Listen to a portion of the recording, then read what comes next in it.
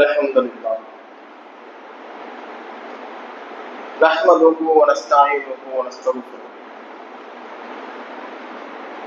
ونعوذ بالله من شرور أنفسنا ومن سيئات أعمالنا من يهدي الله فلا مضل له ومن يضلله فلا هادي له وأشهد أن لا إله إلا الله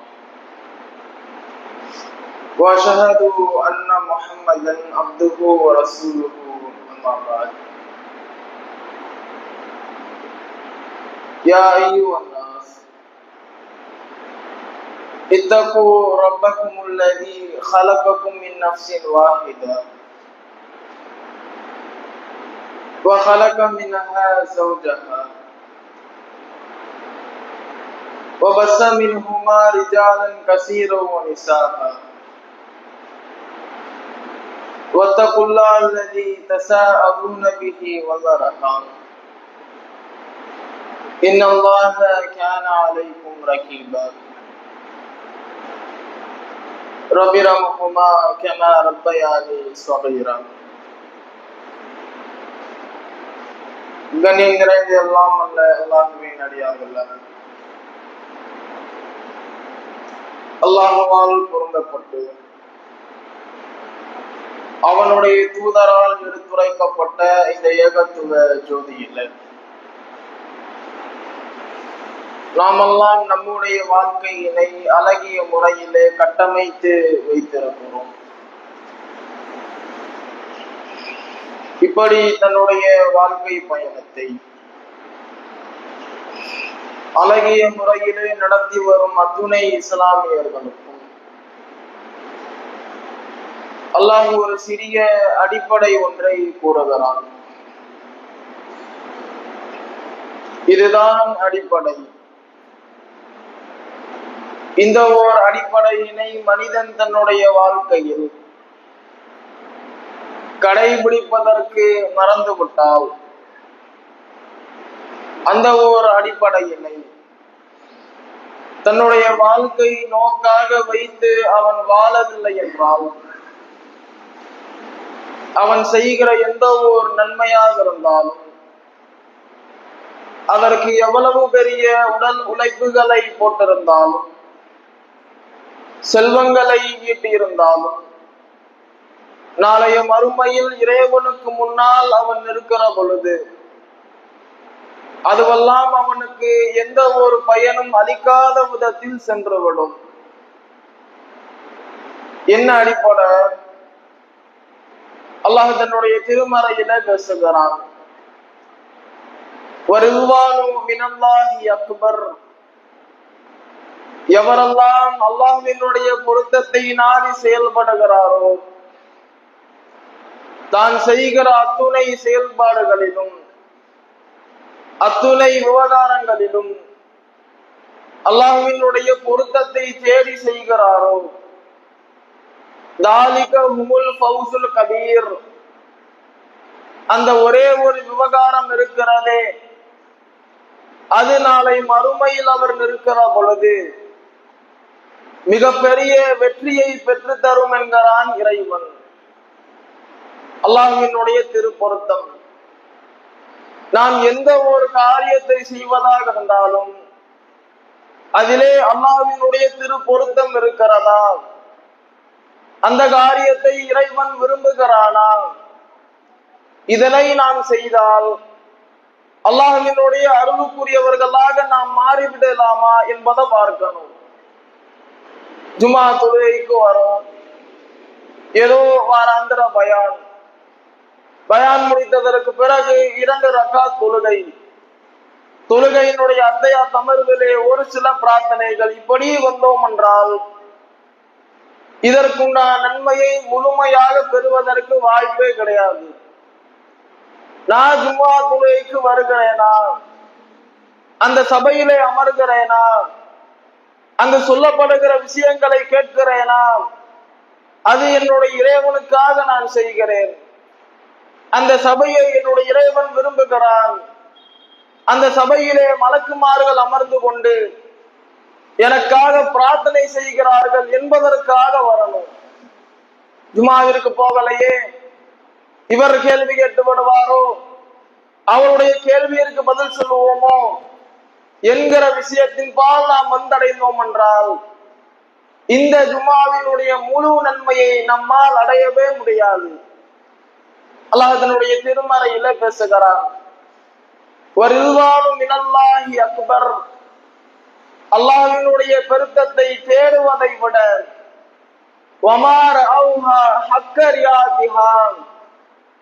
உலக வாழ்க்கையில் மனிதனுக்கு வேறு என்ன வேலை வைத்திருக்கிறேன் என்கிறான் இறைவன். என்னுடைய பொருத்தத்தை தேட வேண்டும், அல்லாஹ்வினுடைய விருப்பத்தை பார்க்க வேண்டும். இன்னும் அல்லாஹ் தன்னுடைய திருமறையில பேசுகிறான், ரொம்ப அற்புதமான வசனம், யப்தகூன ஃபல்லம் மினல்லாஹி ரில்வானா, அல்லாஹ்வினுடைய பொருத்தத்தை, இறைவன் எந்த காரியத்தை விரும்புகிறானோ அதனை தேடி தேடி செய்யக்கூடிய மனிதர்கள், அல்லாஹ்வினுடைய பொருத்தத்தை தேடக்கூடிய மனிதர்கள் இந்த உலக வாழ்க்கையில் வாழுகிறார்கள். எப்படி தெரியுமா?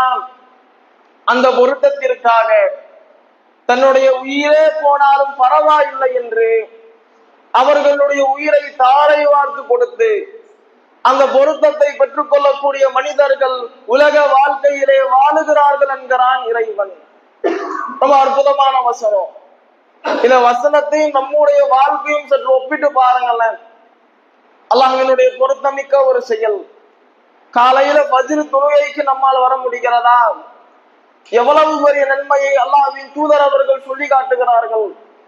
எவர் ஒருவர் ஃபஜ்ரினுடைய 2 ரக்காத்தை தொழுது விடுகிறாரோ அவருக்கு நாளை மறுமையில் சொர்க்கத்தில் அல்லாஹ் ஒரு மாளிகையை எழுப்பாமல் விட்டதில்லை. எப்பேற்பட்ட ஒரு அருள் யோசிச்சு பாருங்க. ஃபஜ்ர் தொழுகையிலே அல்லாஹ்வினுடைய பொருத்தம் இல்லையா? அல்லாஹ் அந்த காரியத்தை விரும்பவில்லையா? அல்லாஹ் இதனுடைய திருமறையிலே பேசுகிறானே, என்னுடைய பொருத்தம் இருக்கிறதா? நான் ஒரு காரியத்தை விரும்புகிறேனா? அந்த காரியத்தை செய்யக்கூடியவர்கள் உலக வாழ்க்கையிலே வாழுகிறார்கள். அவர்களுடைய உயிரே போனாலும் பரவாயில்லை என்று அதனை எப்படியாவது செய்து விடுவார்கள் என்று கூறுகிறானே, அந்த வசனத்திற்கு மாற்றமாக வாழுகிறோமா இல்லையா? சஹாபாக்கள் எடுத்து பாருங்க. ரசூலுல்லாஹ்வோட கேள்வி கேட்கிற கேள்வி எப்படி இருக்கும் தெரியுமா? யா ரசூலல்லாஹ், அல்லாஹ்வின் தூதரே, ஐயு ஸலாத்தி அஃலல், என்னுடைய தொழுகையில் சிறந்த தொழுகை எது? கடமையான தொழுகை எல்லாம் ஒரு பக்கம் இருக்கட்டும், அதையெல்லாம் எப்படியாவது நாங்கள் தொழுது முடித்து விடுவோம். ஐயு ஸலாத்தி அஃலல், தொழுகை இருக்குதுல்ல, அதில் சிறந்த தொழுகை எது? ஐயு ஸௌமி அஃலல், எங்களுடைய நோன்பிலே சிறந்த நோன்பு எது? ஐயு சதகாத்தி அஃலல், எங்களுடைய தர்மத்தில் நாங்கள் செய்யக்கூடிய செலவினங்களில் சிறந்தது எது? இப்படி எதனை எடுத்து பார்த்தாலும் ஒரு சிறந்தது. நாங்கள் அல்லாஹ்விற்கு முன்னால் இருக்கிற பொழுது மற்ற மனிதர்களோடு என்றைக்கும் ஒப்பாக்கி விடக்கூடாது. நன்மையிலே சிறந்தவர்களாக இருக்க வேண்டும் என்பதை சஹாபாக்கள் மனதிலே ஆழ பதிய வைத்திருந்தார்கள். ஒரே ஒரு செய்தி என்ன தெரியுமா? உஹது போர்க்களம் நமக்கெல்லாம் பெரும்பான்மையா தெரிந்த செய்திதான். அல்லாஹ்வின் தூதர் அவர்களுடைய படை முதலாக தோற்கடிக்கப்படுகிறது. உஹது போர்க்களத்துல அல்லாஹ்வின் தூதர் அவர்கள் கொல்லப்பட்டு விட்டார்கள். மக்களுக்கு மத்தியில் அப்படியே வதந்தி கிளம்புகிறது. பெரும் பெரும் சஹாபாக்கள் எல்லாம் அப்படியே விரண்டு ஓடக்கூடிய காட்சி நடைபெறுகிறது. ரசூலுல்லாஹ்வுக்கு பக்கத்துல ஒரு 7 அன்சாரி தோழர்கள் மட்டும் இருக்கிறாங்க. ரசூலுல்லாஹ் பாக்குறாங்க, நிலைமை வேற மாதிரி போய்கிட்டு இருக்குது. சரி, நமக்கு பக்கத்துல இதுக்கு 7 தோழர்கள், யாரையாவது மக்களுக்காக போர் செய்ய அனுப்புவோமே. போய் அல்லாஹ்ட்ட கையேந்துறாங்க. சொல்லுற விஷயம் அந்த 7 பேருக்கு. அல்லாஹ்விடத்திலே பிரார்த்தனை செய்கிறார்கள், அல்லாஹும்ம இறைவா, மையருத்துவும் அண்ணா, இவர்களை விட்டு எவர்கள் எங்களை காப்பாற்றுகிறார்களோ உலகுல் ஜன்னா, அவருக்கு சொர்க்கம் இருக்கிறது. அவுஹுவ ரஃபீகி ஃபில் ஜன்னா, அல்லது அவர் சொர்க்கத்திலே என்னோடு இப்படி இருப்பார் என்று 2 விரல்களையும் கோர்த்து காண்பிக்கிறார்கள்.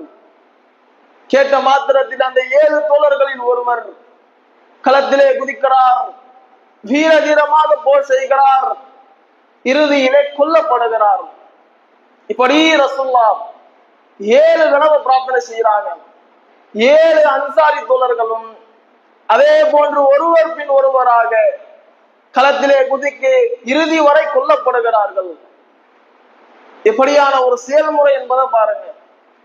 நேரடியா பார்க்கிறாங்க, இந்த காரியத்தை நான் செய்து விட்டால் நான் எதற்காக உலக வாழ்க்கையிலே பாடுபட்டு கொண்டிருக்கிறேனோ அந்த ஒரே ஒரு இடத்தை அல்லாஹ் எனக்கு நேரடியாக கொடுக்கிறான், கேள்வி கணக்கின்றி கொடுக்கிறான்.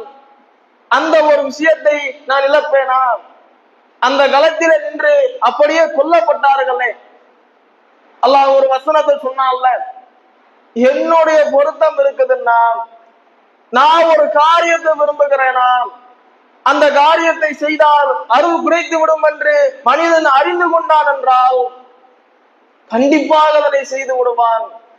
அவனுடைய உயிரை மாய்த்தாவது அதனை பெற்றுக் கொள்வான் என்று இறைவன் தன்னுடைய திருமறையில ஒரு சபதம் எடுத்தானே, அந்த சபதத்திற்கு மாற்றமாக இல்லாமல் இருக்கிறதா வாழ்க்கை? அல்லாஹ்வினுடைய பொருத்தத்தை தேடுறதுனா இப்படி இருக்கணும். அதே போர்க்களம். அம்ரு பின் ஜமு என்று சொல்லப்படக்கூடிய தோழர், 2 காலும் ஊனமான மனிதர், காலை வச்சு நடக்க முடியாது. இவர் போர்க்களத்துல கலந்து ரொம்ப ஆசைப்படுற ஒரு மனிதர். ரசூலுல்லாஹ் ஓதி காண்பிச்சுட்டாங்கல்ல, அல்லாஹ்வினுடைய பொருத்தம் இருக்குதுன்னா கண்டிப்பா உயிரை விட்டுருவான். வசனத்தை கேட்டாச்சு. அல்லாஹ்வுடைய பாதையில் ஏதாவது செய்ய வேண்டும். செல்வத்தின் மூலமாக உதவி செய்ய முடியவில்லை, செல்வம் இல்லை. சரி, தொழுகையின் மூலமா வணக்க வழிபாடு மூலமா செய்யலாமா? குறைந்த நன்மையா இருக்குது, பெரிய தியாகம் செய்ய முடியல. பெரிய தியாகமா போர்க்களம் தான், எப்படியாவது கலந்து கொள்ளணும். பத்ர் போர்க்களத்தில் கலந்து கொள்ள ஆசைப்படுகிறார், உடல் ஊனம் தடுத்து விடுகிறது. உஹது போர்க்களத்தில் கலந்து கொள்ள ஆசைப்படுகிறார், பிள்ளைகள் எல்லாம் தடுத்து விடுகிறார்கள். இப்படி கடந்து போய் இறுதியில ஒரு போர்க்களம் ஒண்ணு வருது. ரசூலுல்லாஹ் அம்ரு பின் ஜமு வராரு. யா ரசூலல்லாஹ், அல்லாஹ்வின் தூதரே, நான் இந்த போர்க்களத்துல கலந்து கொள்ள போறேன். ஒருவேளை நான் கொல்லப்பட்டு விட்டால் இன்னரிஜில்லைய, என்னுடைய 2 கால்கள் இருக்குது இல்ல, சஹீயத்தன் ஃபில் ஜன்னா, அது சொர்க்கத்துல நல்ல முறையில் இருக்குமா? எப்படியான ஒரு ஏக்கம்ங்கிறத பாருங்க. உலக வாழ்க்கையில் அல்லாஹ் கால கொடுக்கல, அல்லாஹ் ஏதோ ஒரு விதத்தில் சோதனையை விட்டு விட்டான். அல்லாஹ்விற்கு செய்ய வேண்டிய விஷயத்திலே நான் எந்த ஒரு விடத்திலும் குறை வைக்க மாட்டேன் என்று அல்லாஹ்வின் தூதரிடத்துல கேட்கிறார். அல்லாஹ்வின் தூதரே, போர்க்களத்துல கலந்து கொள்றேன், நான் கொல்லப்பட்டு விட்டால் சஹீயத்தன் ஃபில் ஜன்னா, என்னுடைய 2 கால்களும் நல்ல முறையில் சொர்க்கத்தில் இருக்குமா? நான் எந்த மனிதனின் தேவையும் இல்லாமல் சொர்க்கத்திலே தானாக நடந்து செல்ல முடியுமா? ஆமாப்பா, ரசூலுல்லாஹ் சொல்லிட்டு கிளம்பிடுறாங்க. களத்திலே குதிக்கிறார், வீர தீரமாக போர் செய்கிறார், குத்தில கொல்லப்படுகிறார். ரசூலுல்லாஹ்வுக்கு முன்னால் அவருடைய ஜனாசா அப்படியே வைக்கப்பட்டிருக்கு. ரசூலுல்லாஹ் அவரை பார்த்து கூறுகிறார்கள், அன்னி ராயிது அம்ரு பின் ஜமு, அம்ரு பின் ஜமுவை நான் சொர்க்கத்திலே பார்ப்பதை போன்றிருக்கிறது. எப்படி தெரியுமா? அவருடைய 2 கால்களும் சொர்க்கத்திலே நல்ல முறையில் எந்த மனிதனுடைய தேவையும் இல்லாமல் அழகான முறையிலே அவர் வலம் வரும் காட்சியை நான் சொர்க்கத்திலே பார்க்கிறேன் என்று கூறுகிறார்கள். அல்லாஹ்வினுடைய விஷயத்தில் நாம் குறை வைக்கவில்லை என்றால், அல்லாஹ்வினுடைய பொருத்தத்தை தேடி நம்முடைய உயிரையும் மாய்க்கக்கூடிய சூழல் வந்தாலும் அதற்காக நாம் எழுதி நின்றோம் என்றால் நம்முடைய மறுமை வாழ்க்கையில் இறைவன் எந்த ஒரு குறையும் வைக்க மாட்டான். உலக வாழ்க்கையில் அல்லாஹ் குறை வச்சுட்டான், உலக வாழ்க்கையில் அல்லாஹ் சோதனையை கொடுத்துட்டான், செல்வத்தை கொடுக்கல, பிள்ளை இல்லாமல் இருக்கிறேன், இப்படி எந்த ஒரு சோதனை இருந்தாலும் அல்லாஹ்விற்கு முன்னால் வந்து கையேந்த வேண்டும். அல்லாஹ்விற்கு செய்ய வேண்டிய விஷயத்திலே நாம் எந்த ஒரு குறையும் வைக்கவே கூடாது. எப்படியான வாழ்க்கை என்பதை பாருங்க. அதே போர்க்களத்துல ஒரு மனுஷர் வராரு. கருப்பு நிற மனிதர். ரசூலுல்லாஹ்ட்ட வந்து அவர் ஒரு பட்டியல் ஒண்ண போடுறாரு. இன்னி ரஜுலுன் அஸ்வத், நான் மிகவும் கருப்பு நிற மனிதன். நான் ஒரு சபையிற்கு சென்றால் என்னை விரட்டி விடுவார்கள், இல்லை என்றால் அவர்கள் கலைந்து விடுவார்கள். என்னுடைய வாடை இருக்குது இல்ல, அது ரொம்ப குருவாரையான நிலையில இருக்குது, ரொம்ப தாழ்வு நிலையில உள்ள மனிதர். என்னிடத்திலே செல்வம் இல்லை, எனக்கு குடும்பம் இல்லை, இப்படி எங்கு தொட்டு பார்த்தாலும் என்னுடைய வாழ்க்கை ஒரு தாழ்வு நிலையிலேயே இருக்கிறது. நான் இந்த போர்க்களத்துல கலந்துக்கிறேன், குத்தில் தூ, நான் கொல்லப்பட்டு விட்டேன் என்றால் நான் எங்க இருப்பேன்? என்னுடைய வாழ்க்கை முழுவதுமா இப்படி சோதனையில இருக்குது. சரி, அல்லாஹ்வுக்காக போர் செய்யணும்னு வந்துட்டேன், போர் செஞ்சு கொல்லப்பட்டுட்டேனா நான் எங்க இருப்பேன்? ஃபில் ஜன்னா, நீ சொர்க்கத்துல இருப்பப்பா. அவரும் அதே போன்று போர் செய்யறாரு, கொல்லப்படுறாரு. ரசூலுல்லாஹ் அம்ரு இப்னு ஜமூயினுடைய ஜனாசாவை கடந்து விட்டு இந்த மனிதனுடைய ஜனாசாவிற்கு வருகிறார்கள். வந்துவிட்டு அவரை பார்த்து சொல்லுகிறார்கள். சுற்றி நிற்கிற சஹாபாக்கள் எல்லாம் அப்படியே ஆச்சரியத்தில் நின்று கொண்டிருக்கிறாங்க. ரசூல் அந்த மனிதரை பார்த்து சொல்றாரு, பையலல்லாஹு வஜஹக், உங்களுடைய முகத்தை அல்லாஹ் மிகவும் வெண்மையாக்கிட்டான். நீ கருப்புன்னு சொன்னீங்க, ஆனா உங்களுடைய முகத்தை அல்லாஹ் வெண்மையாக்கி விட்டான். உங்களுடைய வாடை இருக்குதுல்ல, அது சொர்க்கத்திலே மிகவும் உயர்ந்த வாடையாக, நல்ல மனமான வாடையாக இருக்கிறது. அடுத்த ரசூலுல்லாஹ் சொல்றாங்க, எந்த ஒரு மனிதனிடத்தில் பேச மாட்டார்கள். நான் ஒரு சபையிற்கு சென்றால் என்னை ஒதுக்கி விடுவார்கள், இல்லை என்றால் அவர்கள் கலைந்து விடுவார்கள் என்று கூறினீர்களே, உங்களுக்கு அல்லாஹ் எப்பேற்பட்ட இன்பத்தை வைத்திருக்கிறான் தெரியுமா? சூரில் ஈங்கள் இருக்கிறாங்கல்ல, அவர்கள் அவரினுடைய அந்த ஆடையின் ஓர புஜத்தை பிடித்துக் கொண்டு அப்படியே அங்கும் இங்கும் சென்று விளையாடி கொண்டிருக்கிறார்கள். அல்லாஹ் எதை பார்க்கிறான் பாத்தீங்களா? என்னுடைய பொருத்தத்தை நாடி வந்து விட்டாயா? என்னுடைய பொருத்தத்தை தேடியவனாக உலக வாழ்க்கையிலே வாழ்ந்து விட்டாயா? நான் உனக்கு எந்த ஒரு குறையும் வைக்க மாட்டேன்.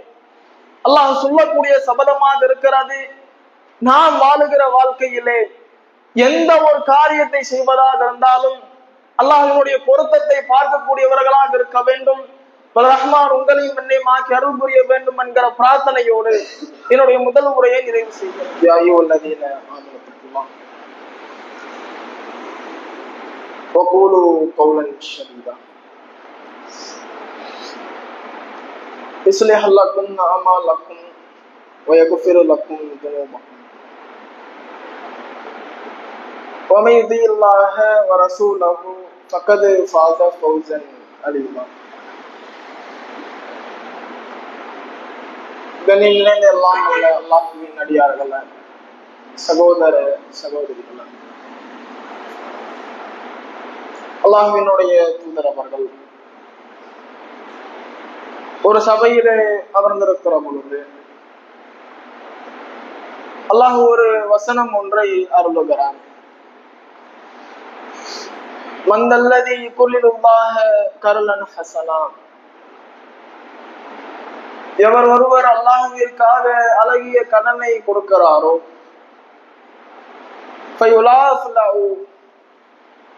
அது அவருக்கு இரட்டிப்பாக கொடுக்கப்படும் என்று அல்லாஹ் ஒரு வசனம் ஒன்றை அருள்றான். ரசூல் அந்த சபையிலேயே அதனை அப்படியே ஓதி காண்பிக்கிறாங்க. உடனே ஒரு தோழர், அபு தஹ்தா என்று சொல்லப்படக்கூடிய தோழர், ரசூலுல்லாஹ்ட்ட கேள்வி கேட்கிறார். யா ரசூலல்லாஹ், அல்லாஹ்வின் தூதரே, யுரீது அன்னல் கரல், அல்லாஹ் எங்களிடத்துல கடன் கேட்கிறானா? நாங்கள் அல்லாஹ்விற்கு கடன் கொடுக்கிற அளவிற்கு செல்வந்தர்கள் ஆகிவிட்டோமா? நாம் ஆமாப்பா.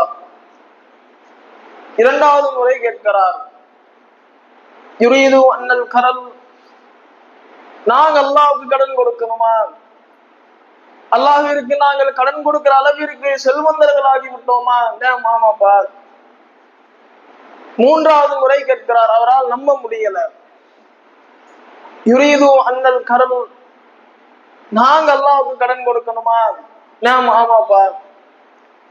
உடனே அந்த தூதர் கூறுகிறார், அப்படி என்றால் அல்லாஹ்வின் தூதரே, என்னிடத்தில் 100 பேர்ச்ச மரங்களை கொண்ட ஒரு தோட்டம் இருக்கிறது. அந்த தோட்டத்தில் தான் என்னுடைய வீடு அமைந்திருக்கிறது. என்னுடைய வியாபாரம் என்னவென்றால் அந்த தோற்றத்தை வைத்துதான் இருக்கிறது. நான் அடுத்த வேளை உண்ணணுமா, என்னுடைய அத்துணை அத்தியாவசியங்களுமே அந்த தோட்டத்தை நாடிதான் நான் வைத்திருக்கிறேன். அந்த தோட்டத்தை முழுவதுமாக நான் அல்லாஹ்விற்காக கடன் கொடுக்கிறேன் என்று கூறிவிட்டு அப்படியே வீட்டுக்கு வராரு. மனைவி எல்லாம் உட்கார்ந்து இருக்கிறாங்க. எல்லாரையும் அப்படியே வீட்டை விட்டு வெளியே வர சொல்றாரு. கேள்வி எழுப்புவாங்கல்ல, அதே போன்று ஒரு மனைவி கேள்வி எழுப்புறாங்க. இவ்வளவு நாள் நம்முடைய வீட்டுல இருந்தோம், திடீர்னு எதுக்காக வெளியே போகணும்? இவர் நடந்த சம்பவம் எல்லாத்தையும் அப்படியே சொல்லி காட்டுறாரு. அந்த மனைவியினுடைய பதில் என்ன தெரியுமா? ரபியல் பயம் ரொம்ப சிறந்த வியாபாரமா இருக்குதே, அற்புதமான வியாபாரமா இருக்குதே. இவ்வளவு நாள் நீங்கள் எவ்வளவோ வியாபாரத்தை செய்திருக்கிறீர்கள், ஆனால் எனக்கு பிடித்த வியாபாரம் என்ன தெரியுமா? இதுதான். அல்லாஹ்விற்கு கடன் கொடுத்திருக்கிறீர்கள், சாதாரண விஷயமா? அப்படியே அனைவரும் வீட்டை விட்டு வெளியே சொல்லக்கூடிய செய்தியை பார்க்கிறோம். ரசூலுல்லாஹ் அதை வச்சு என்ன செஞ்சிருப்பாங்க? யாரெல்லாம் இயலாமல் இருக்கிறார்களோ, தன்னுடைய அத்தியாவசிய தேவையை பூர்த்தி செய்ய முடியாமல் இருக்கிறார்களோ, அந்த அத்துணை மனிதர்களுக்கும் அப்படியே அதனை பங்கு போட்டு ஒரு ஜகாத்தாக வழங்கி இருப்பார்கள். அல்லாஹ்வுக்கு கடன் கொடுப்பதனா அப்படியே கொடுத்துறது கிடையாது. அல்லாஹ்வினுடைய பெயரை நாடி ஒரு மனிதருக்கு நாம் உதவி செய்தோம் என்றால் அது அல்லாஹ்விற்கு கடன் கொடுத்ததை போன்று. அல்லாஹ் தன்னுடைய திருமறையில ஏராளமான இடங்களில் பேசுகிறான். அல்லதீன யுமினூன், நம்பிக்கை கொண்டவர்கள் என்றால் அவர்கள் யார் தெரியுமா? வமிம்மா ரஸக்னாஹும் யுன்ஃபிகூன், நாம் அவர்களுக்கு எதனை வழங்கினோமோ அந்த செல்வத்தினை என்னுடைய பாதையிலே எவர்கள் வழங்குகிறார்களோ அவர்களைத்தான் நாம் முஃமின்களினுடைய பட்டியலிலே சேர்ப்போம் என்கிறான் இறைவன். செல்வத்தை எவ்வளவோ சம்பாதிக்கிறோம், வியாபாரங்களில் ஈடுபடுகிறோம், அதிகமாக ஈட்டிக் கொண்டிருக்கிறோம். அல்லாஹ்விற்காக அந்த செல்வத்தை தான தர்மத்திலே அதிகமாக வழங்க வேண்டும். முஸஅப் பின் உமைர் என்று சொல்லப்படக்கூடிய தோழர், ரசூலுல்லாஹ்வுடைய காலத்துல இஸ்லாத்தை ஏற்பதற்கு முன்னால் இவரை பற்றி சஹாபாக்கள் கூறுகிறார்கள். முஸஅப் பின் உமரை போன்ற ஒரு அதிகமான செல்வம் மிகுந்தவரை நாங்கள் பெரும்பான்மையாக பார்த்ததில்லை. எப்படியான செல்வம் படைத்தவர்னா, அவர் ஒரு வீதியில நடந்து வந்தாருன்னா இன்னொரு வீதி வரைக்கும் அவருடைய அந்த சென்ட் ஸ்மெல் இருக்குது இல்ல, அப்படி வணக்கம். அனைத்து மனிதர்களும் அறிந்து கொள்வார்கள் முஸஅப் பின் உமைர் அந்த வீதியில இருக்கிறாரு. அவ்வளவு செல்வந்தார் முஸஅப் பின் உமைர். ஆனால் இஸ்லாத்தை ஏற்றதற்கு பிறகு போர்க்களத்திலே அவர் மரணிக்கிறார். அவருடைய உடலை முழுவதுமாக கஃனிடுவதற்கு கூட ஒரு முழுமை துணியை அவர் விட்டு செல்லல. அவ்வளவு சொத்து படைத்தவர், அதிகமான செல்வத்தை வைத்திருந்தார். ஆனால் இஸ்லாத்தை என்றைக்கு ஏற்றுவிட்டாரோ அவருடைய மரண படுக்கையில் இருக்கிற பொழுது கூட அவருடைய உடலை முழுமையாக மறைப்பதற்கு ஒரு கஃனை கூட அவர் விட்டு செல்லல. ஒரே ஒரு கோடு போட்ட துணி, அந்த துணியை வச்சு அவருடைய உடலை முழுவதுமாக மறைக்க முடியவில்லை. ஃபைன் குத்திய ரிஜ்லஹு, அவருடைய கால்கள் மறைத்தால் அவருடைய தலை தெரியுது. ஃபைன் குத்திய ரஸஹு, அவருடைய தலை மறைக்கப்பட்டால் அவருடைய கால்கள் தெரியுது. ரசூலுல்லாஹ் இதுஹீர் என்ற புல்ல அவருடைய கால்ல போட்டு அப்படியே அடக்கம் செய்ய சொல்றாங்க. இஸ்லாத்தை ஏற்றதற்கு பிறகு எப்படி வாழ்க்கை மாறுறது பாத்தீங்களா? அல்லாஹ்வினுடைய பாதையிலே அதிகமான செல்வத்தை ஈட்டி இருக்கிறார், அதிகமான செல்வத்தை வழங்கி இருக்கிறார்.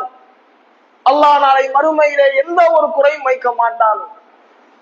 நாளைய மறுமையிலே இரட்டிப்பான முறையிலே அந்த செல்வத்தை எல்லாம் நன்மையாக நமக்கு தருவதற்கு உண்டான வாய்ப்பு இருக்கிறது.